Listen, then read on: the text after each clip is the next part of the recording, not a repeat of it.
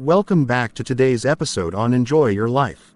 Our Sheikh is already present here with us to commence from where we stopped at the previous episode.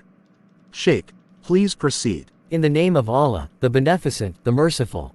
May the peace and blessings of Allah be upon our noble Prophet. Today's episode is titled, Improve Yourself. You sit with someone who is 20 years old and notice that he has particular etiquettes, logic and thought. You then sit with him when he is 30 to discover that he is exactly the way he was 10 years ago and has not improved at all. Yet, you sit with others and you feel that they are actually taking benefit from their lives. You discover that they improve themselves on a daily basis. In fact, not an hour passes except that they improve either religiously or otherwise. If you wish to ponder upon the different types of people with respect to self-improvement, then think about the following. There are those who like to watch those satellite television channels that help their general knowledge and intelligence grow.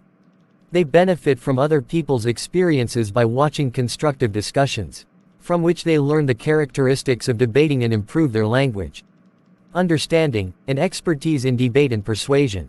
Then there are those who cannot miss out on a series about a failed love story, or an emotional play, or a horror film, or films about useless fantasies with no link to reality at all.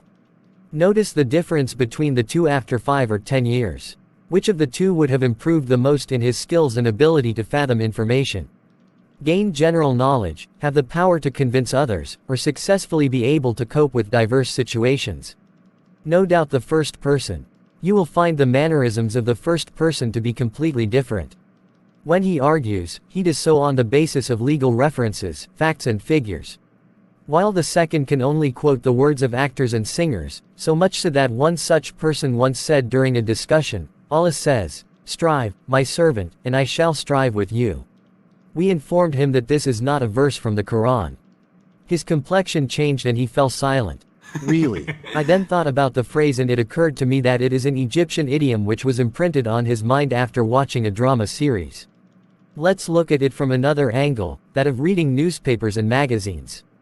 How many people take an interest in reading beneficial news and information that helps them in developing their personality, improves their skills and increases their general knowledge? Yet, how many are those who cannot read except sports and entertainment news? This is true to such an extent that many newspapers compete with each other by increasing the sports and entertainment pages at the cost of other sections. The same can be said about our gatherings and the things in which we spend our time. Hence, if you would like to be a head instead of a tail, then eagerly try to practice all skills, regardless of what they may be. Let's narrate a short story about Abdullah. Abdullah was an energetic person but lacking in certain skills. One day, he left his home to pray dhuhr in the mosque. It was his zeal for the prayer and respect for his religion which brought him out to pray. He was walking fast in order to reach the mosque before the iqamah was given. On his way, he passed by a date palm tree on top of which there was a man in uniform, working on the tree. Abdullah became surprised and thought, who is this man that does not care about the prayer? It is as if he didn't even hear the adhan, or doesn't care about the iqamah, which is about to go. He shouted in anger, "Get down and pray." The man responded coldly, "Okay, okay." He said, again, "Hurry up and pray, you donkey." The man screamed, "You called me a donkey." He then took a branch of the tree and descended in order to hit him over the head with it.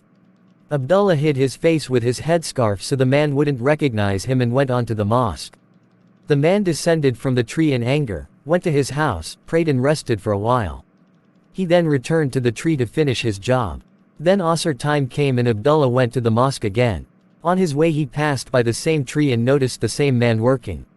He decided to change his method altogether and said, "Assalamu alaikum. How are you?" The man replied, "Alhamdulillah, I am fine." He said, "Give me some good news. How are the dates this year?" The man said, "Alhamdulillah." Abdullah said, "May Allah give you success and provision. Make your life easy for you, and not deprive you of the reward for your work." The man was overjoyed at hearing this supplication and said Amin to the prayer. Abdullah then said, "It seems that you are so preoccupied with work that perhaps you didn't notice the adhan for Asr prayer. The adhan has been called and the iqamah is about to be given. Perhaps you should get down, relax a little and get ready for prayer. After the prayer you can get on with your work again. May Allah keep you healthy." The man said, "Insha'Allah." Inshallah, and began to descend gently. He then turned to Abdullah, shook his hand warmly and said, "I would like to thank you for your excellent manners. As for the one who passed by me at Dhuhr time, I wish I could see him and show him who the real donkey is." The result: your skills of dealing with others determine how they deal with you. Thanks for watching till end. Join us next week Friday as we continue the next episode. I hope you're enjoying it. Please don't forget to subscribe. See you next Friday.